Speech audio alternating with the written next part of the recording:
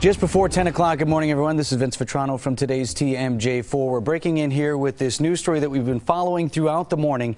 What is now a 4-alarm fire at 12th and Valete. If you know the area, it is just west of I-43 on the other side of downtown Milwaukee. Again, a 4-alarm fire with fire crews on scene. This video coming to us from Chopper 4, which is high above that scene.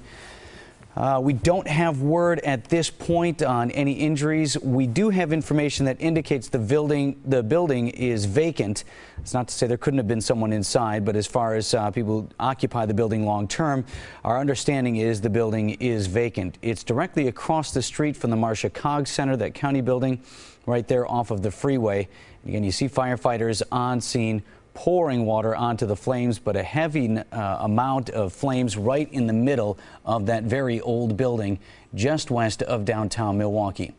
Our Melissa McCrady is on scene, got there about an hour ago, and she joins us now live with what she's seeing. Melissa? Vince, I know you're looking at live pictures as we speak. We just got done talking with Deputy Fire Chief Randy Zingler, who told us that this is a vacant building. He said, although nobody is inside, there are combustibles inside this building. So, of course, firefighters are doing what they call a defensive mode and fighting the flames from outside of the building. They said it's just too dangerous to go inside, and with it being an old building, you just don't know if the walls are going to collapse. Right now, the deputy chief has reported no injuries, but we had heard reports that at least one firefighter was injured and taken to St. Mary's Hospital. I asked the deputy fire chief about that, and he said that that is very possible. It's been very chaotic here on scene of this fire, and that's because of the enormous flames that are coming from this building. He said he's going to stay on scene and give us more information as soon as that is known. Now, right now, about 120 firefighters are out here. This is a 4-alarm fire, so they have called out several crews. I asked him about the humidity, obviously being a very hot day, and how the firefighters are handling this. He said right now not too much of an issue, but as the morning goes on, it will become significantly worse. And the other reason that it's not too bad right now is because the firefighters are outside of the building just shooting flames onto it. As we've been here all morning long, the flames continue to shoot up. Just when you think the firefighters have it under control, those flames start to shoot up again. And while we were interviewing the deputy chief, that's exactly what was happening. So, of course, several fire crews out here, as I mentioned, more than 120, trying to fight these flames and get it under control. Another issue is we are right next to Interstate 43. I know you've mentioned that the flames have been going on to 43. The sheriff's office has announced or put up messages along the interstate warning drivers to be careful.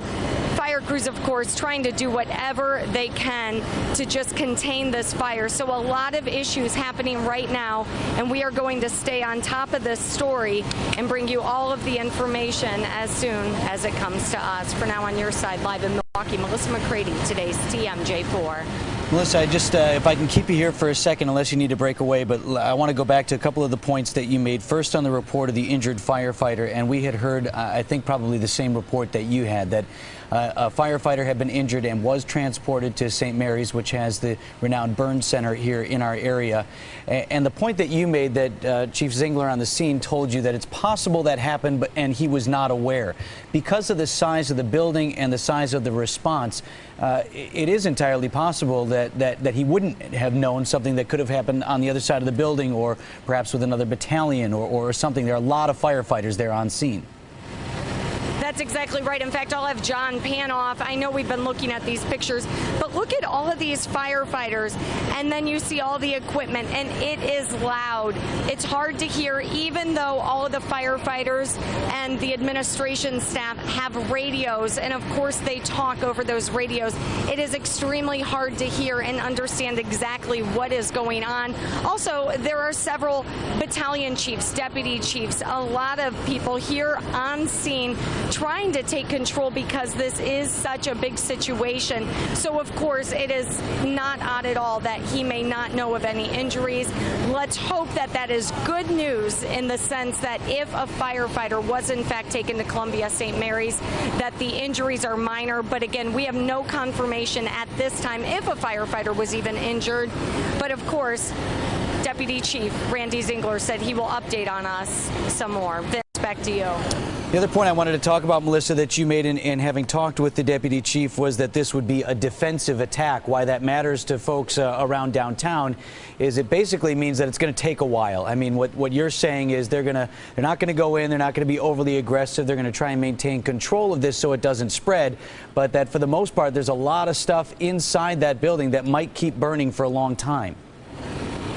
That's exactly right. And as you're looking at these live pictures, you see a lot of water pouring out of the fire hoses onto the building, but you still see flames. That's because when you are in defensive mode, it's hard to get to the origin of that fire. Many times you need to go inside the building and really put out the flames from where they are starting. It's hard when you're in defensive mode, but it's the safe alternative.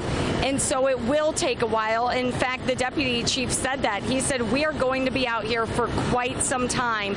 And even though he said the humidity doesn't seem to be too much of an issue at this time, he said it very well likely may be an issue as the morning goes on, because they're going to be still out here in the hottest time of the day. Vince? All right, Melissa McCrady reporting live for us down there at 12th and Valete. Guys, if you can take my Google map real quickly, we want to bring in Scott Steele with the storm team forecast and how the winds are affecting this. Melissa made the point that the Milwaukee County Sheriff's Office was warning drivers on I-43. Right here where the cursor is, that's where this blaze is burning right now. And you can see just a block away is I-43. This would be heading south right into the Marquette interchange. And there's a live picture from our Department of Transportation tower camera on Walnut Street, just north of the location, and you can still see that thick smoke and steam pouring onto I-43. Another angle here from Chopper 4, and folks are slowing down as they're heading in southbound. Scott, obviously, I'm not a meteorologist, but it looks like the wind is blowing straight in from the west there. Yeah, it's essentially a southwest wind. There are a few things. Let's orient folks. First of all, from this shot that you're looking at right now, top of your screen is essentially west. If you upper left part of your screen is southwest, and that's where the winds are coming from. We call it the warm direction around here. Those winds are very strong and blustery. Several weather factors are going to have a big impact on this, and we'll talk about those right now. Take a look at our graphic system if you can, and the winds right now coming in across southeastern Wisconsin are sustained at between 10 and 20 miles an hour. That is a relatively strong wind, especially this time of day, out of the south-southwest. Winds are already gusting in Milwaukee to 23 miles an hour, and we expect them to continue gusting higher as we go through the rest of the day.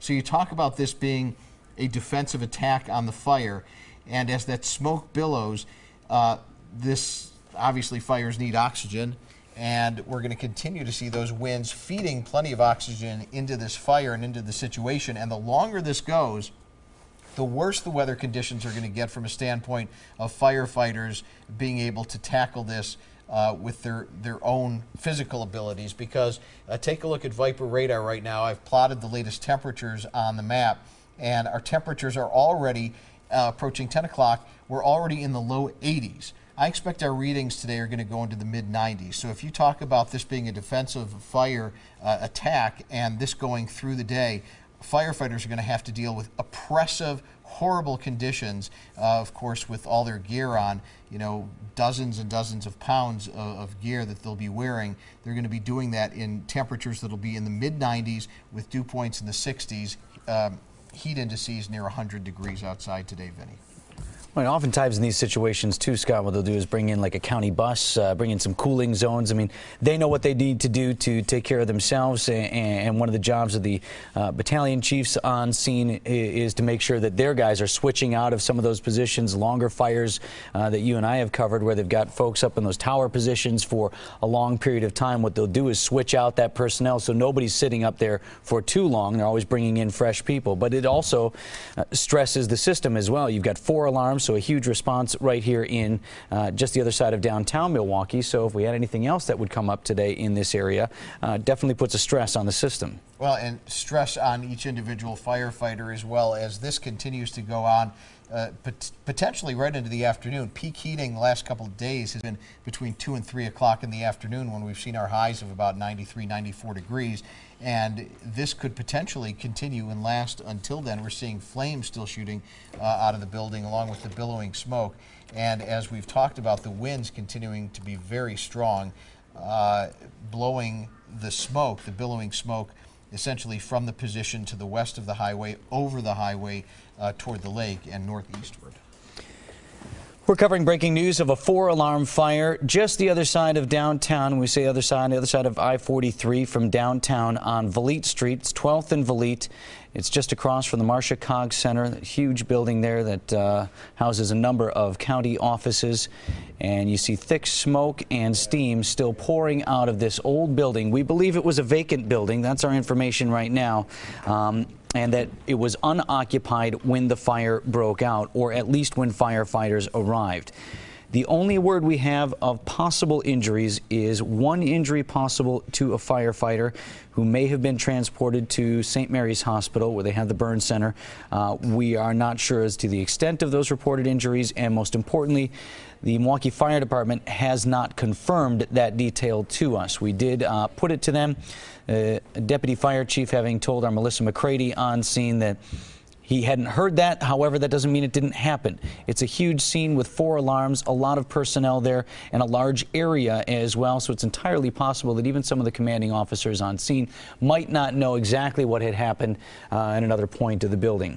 The other point that Scott Steele was making, and Melissa McCrady as well, about the defensive attack. You know, it's firefighter speak, and it doesn't usually mean a lot to people, but what it means today is they're not going inside due to the potential danger to firefighters. Since there's nobody in there, there's no reason, as long as this thing is under control, to really get in there and attack it offensively, which means they're just going to make sure that this thing doesn't spread, but that it could continue burning for quite a long time. Our Melissa McCrady is on scene, as we said, and reporting for us on any information that she can gather from firefighters. And let's send it back over to her right now. Melissa? Yeah, Vince, I'm standing here live watching the fire continue to spark up. And I'm joined right now by a man who used to work in that building. Now, as we mentioned, that building, we are told, was unoccupied when the fire took place. But I am told by the deputy fire chief that there were several combustibles. So obviously a big reason for all of the fire apparatus and all the several firefighters out here. So right now we want to talk with a guy who used to work in this building. Sir, can you tell us your name and tell us about the building and when you worked there? Well, I've been working there for about 2 years now, and it's still a shock to me how it even happened. The building been there for a while, but it just they never had that problem. So what building is this? We had asked the deputy fire. Everybody, you know, my mother just called me and told me it was just like an abandoned building, but it's not an abandoned building. It was a grocery store.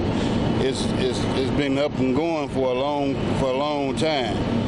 Whoever's saying that it's not a working place, they telling a lie. Okay. It's been a working place for the longest. I've been working there for the longest. You know, and a lot of that is asking the deputy fire chief what the building is. He said, good. He said, you know what, Melissa, we're too busy fighting this fire. I don't even know what the building is. So that's why I'm glad we're talking with you. So you currently work there? Yes, ma'am. Okay, what's the name of the grocery store? The name of this grocery store is Food Castle. Food Castle. And I was told there are apartments above. Is that true? Do you know? Or what? Some apartments above there? Yeah, but they're not active at all. Okay. Wasn't nobody up there. Nobody was living in those apartments. Nobody was living there. Okay, so what time does the building, I mean, when do you normally report to work if no one was in the building? Well, we didn't get there till about quarter to 8. We didn't get there about quarter to 8, and we turned on the lights and turned on everything, and something just started sparking. Okay, so where were you when you saw flames or you heard? Me, I'm the butcher. Okay. That's what I do over there, being the butcher. When the guy was taking the garbage out, he saw it smoking from the side of the building, and that's the only way we found out it was on fire. Oh wow! What was your initial thought? I was stuck. I didn't know what to say. I didn't know what to do. You know, I was like, man, come on, now. Not today. Because I'm out, and I'm out of a job. I don't know what to do now. Oh my gosh. Are you in shock just looking at it? Yeah, it's crazy because I want to come back to work. I love my job. I love doing what I was doing. You know, when you've been a butcher for about 20 years, that's what you want to continue to do. And if you don't have a job to go to, I don't like to lay around. I don't like to do none of that. I want a job now. Thank you so mumuch for joining us. I'm so sorry to hear about this and have to watch your employment, your future go up in flames. My money that I got to pay rent for. This job is to keep me under a house, under a roof. Can't do it now. I got to find some kind of way else, some other way to do it. Oh, sir, I'm so sorry. Thank you for taking the time to share this with us. So as mentioned, this is a grocery store that is on fire as we speak. Firefighters say it's going to take several hours to contain it and clean up this scene. We will be monitoring it all morning long, and we will keep you posted. Vince, back to you. All right, Melissa McCrady live on scene for us just past 12th and Valete there, where originally we were told and under the impression that this was a vacant building, with that gentleman there saying that the grocery store that was inside is in fact still active and that he works there. We understand this has now been and now triggered a 5th alarm.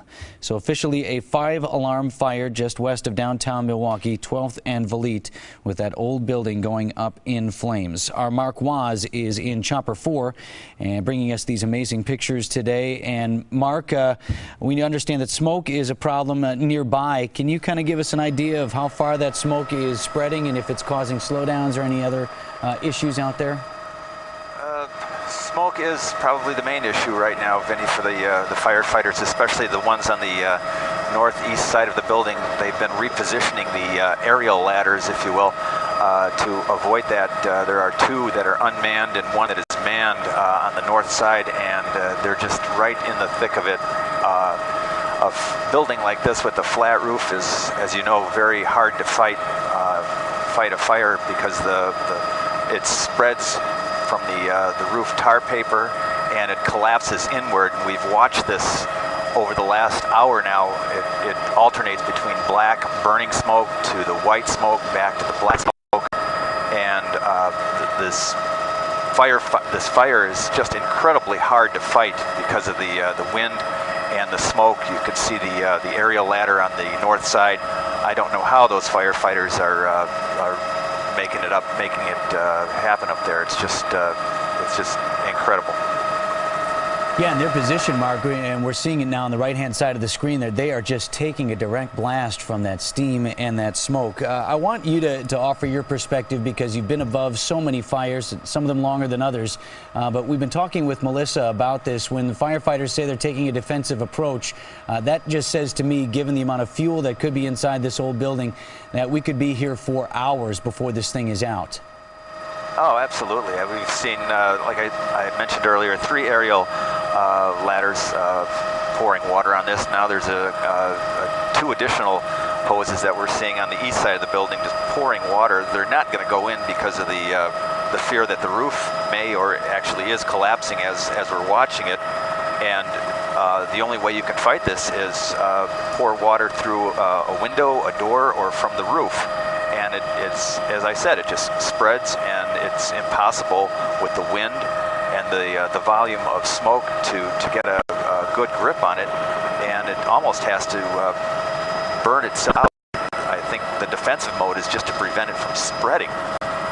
Another thing I wanted to mention to you is on the south side of the building, pan over here, there are a lot of high power lines. We've been watching We Energies disconnect a lot of those power lines, very selective, so they don't have to cut power to some of the other businesses, but you can see the power lines are in direct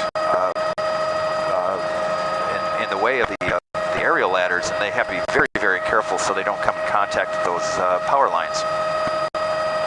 Mark Waz live for us up in Chopper 4, bringing us these pictures and his perspective this morning. Mark, thanks so much. I'm sure we'll be talking to you again here shortly, but I want to bring in Scott Steele again, our storm team forecaster at this point, to piggyback off of a couple points that Mark was making. First, got the smoke, and you were speaking of the wind directions. In fact, we've got it up there. Those guys on the northeast corner of this fire are just taking it. Absolutely. Let's go through some of the conditions now, Vinny. We've got a split screen up so folks can see the live picture on the right there of the fire at 12th and Vliet. And the conditions right now, this is live into our weather center. Winds continue increasing as we've seen them through the morning hours, now between 15 and 20 miles an hour, sustained at 17 miles an hour out of the south-southwest, which is really the hot direction around here. You get this time of year, you get a heat wave, and you get a south-southwest wind. It does not let anything cool off even near the lake. So there won't be any relief the farther east you go. It's going to be hot all across the area, including right there where they're fighting that fire. So the 17-mile-an-hour winds making things a problem, but it's not just the sustained winds. The winds are gusty, and they will continue to pick up in speed, and the gusts will go probably as high as 35 miles an hour. Look at this peak wind gust into Mitchell International at the top of the hour, 28 miles an hour. And we're going to continue to see those winds gusty to 30 or 35 miles an hour as this continues through the afternoon. Now, we talked about the effect that this heat and humidity will have on firefighters. We combine those, the temperature and the humidity, to create the heat index. And heat indices start getting, pretty uncomfortable and dangerous as you get through the 90s. Right now, Milwaukee's heat index at 86 degrees. So we're not really in a danger zone yet. But with all the gear that these firefighters have, as the temperatures continue to rise, and we expect them to rise right through the 90s through the early part of the afternoon, it will potentially become dangerous as heat indices rise closer to 100. We're going to see dew points increasing as well. That's the measure of moisture in the air, and they're already at 64 degrees in Milwaukee. Let's go to a wide shot, if we can, of the scene, and I can try to orient folks a little bit, try to telestrate. And notice here, here's the highway, bottom of your screen, okay? So you're looking basically, this is south, that's west at the top of your screen, and north and east, okay? So the winds, as you'll notice, coming generally out of the southwest and continuing to send that billowing smoke out over the highway. Downtown is on the lower left part of your screen if you go in that direction, and the smoke will continue probably going a little farther to the north and northeast over the highway as folks head toward the Marquette interchange from the north. So if it continues through the afternoon, obviously, Vinny, that's going to be an issue. But again, you're looking right here at the situation, which is just to the west and a bit north of downtown, and you orient yourself. This is headed toward the Marquette, and that's headed toward the lake. And the winds will continue howling out of the southwest, sending that smoke eastward and northeastward as we go through the rest of the afternoon, Vinny.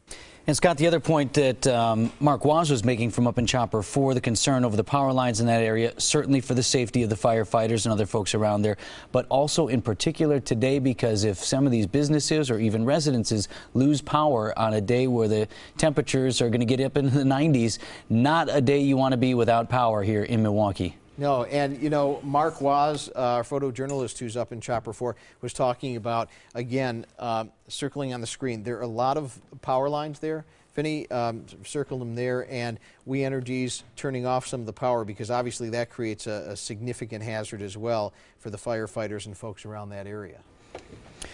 All right, Scott, thank you. We're coming up on 10:15 here on today's TMJ4, continuing coverage of this breaking news story. Just west of I-43 on Vliet Street, we have what is now a 5-alarm fire in what was thought to be a vacant building, although we had a man on scene telling us that he still worked in the grocery store there at 12th and Vliet. We do not believe anyone was hurt in the fire, with exception of one report of a firefighter who may have been injured. That detail has not been confirmed by the Milwaukee Fire Department, although they're telling us it is possible, and they just hadn't had that information funnel up to some of the folks in command there, as their top priority remains keeping this fire contained. Our Melissa McCrady is live on scene there at 12th and Vliet. And Melissa, anything new that you have learned here in the last 15 minutes or so? Vince, Vince, we are told that the firefighter injured has been confirmed by the Milwaukee Fire Department, although right now they do not know the severity of those injuries. That firefighter reported to have been taken to Columbia St. Mary's Hospital, but again, no word on injuries at this time. Deputy Chief Slowey relayed some of that information. Otherwise, no other injuries have been reported. We remain here on scene right at the corner of 12th and Valete, where this fire continues to burn. Flames continue to shoot up. As I just talked with a man who works inside that building, he was inside the building when those flames erupted. He said they heard some sparks, and that's when they all left the building. Now, what you're looking at is a grocery store that is in the works as we speak, and then above, apartments, but nobody was living in those apartments. Just the grocery store, a few people already at work, ready to start the day when they heard some sparks and they left the building. So nobody inside that building when firefighters arrived on scene. We've been talking all morning long about the defensive mode these firefighters are doing, and that's essentially, to the average person, the firefighters not going into the building. Instead, they defensively set up outside the building and shoot fire in because the building is old and it's simply too dangerous to go inside. We are still waiting on more information from the Milwaukee Fire Department. When I spoke to them about an hour ago, they had very little information, and that's because this scene is ongoing. Several people continue to hang out around the area of 12th and Valete, watching the building burn. Some people who live in the area, others who just came to take a look. We're going to be out here and keeping you updated, but this is going to go on for several hours. And Melissa, you reported your information, and ours was as well, that injured firefighter was taken to Columbia St. Mary's. Significant because the nearest hospital is Sinai, just down the street. However, Columbia St. Mary's, the site of the burn center. Again, I know we don't have details, but one could at least extrapolate from that it's possible the firefighter may have suffered some sort of burns. Exactly. In most situations, when any type of burn injury is involved, that victim is taken to Columbia St. Mary's, and you said it, Sinai is right down the street. So it appears, just appears, we don't have this confirmed, that the firefighter was taken to Columbia St. Mary's, so it appears with some type of burn injury. But again, none of that is confirmed at